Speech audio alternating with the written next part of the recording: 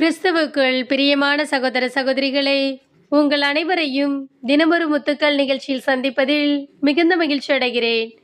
சோதனைகளின் மீது வெற்றி. நீதிமொழிகள் 27ஆம் அதிகாரம் 21ஆம் வசனம். வெள்ளியை உலைக்களமும் பொன்னை புடக்குகையும் சோதித்து பார்க்கும். ஒருவரை அவர் பெறுகின்ற புகழை கொண்டு சோதித்து பார்க்கலாம்.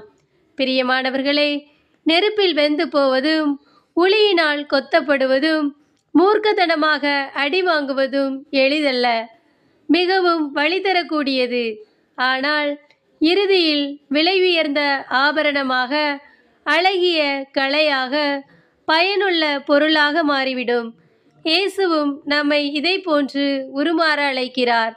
நாம் செய்ய வேண்டியதெல்லாம் அவருடைய கைகளில் நம்மை ஒப்படைப்பதுதான்.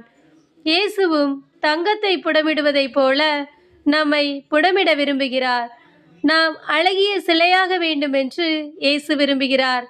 ஆனால் நாமோ பல வேளைகளில் பாறையாக இருப்பதிலேயே திருப்தி அடைந்து விடுகிறோம்.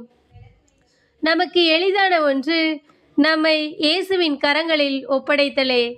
இயேசுவின் கைகளில் சென்றுவிட்டால் நமக்கு பயமில்லை. தந்தையின் கைகளை பற்றி கொண்ட குழந்தையைப் போல நாமும் அச்சமின்றி வாழலாம்.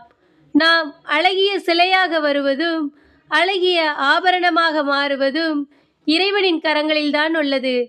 நாமும் சோதனைக்குள்ளாகும் போது முறுமுறுக்காமல் அவற்றை பொறுமையோடு எதிர்கொள்வோம். சோதனைகளை நமக்கான சாதனைகளாக்குவோம்.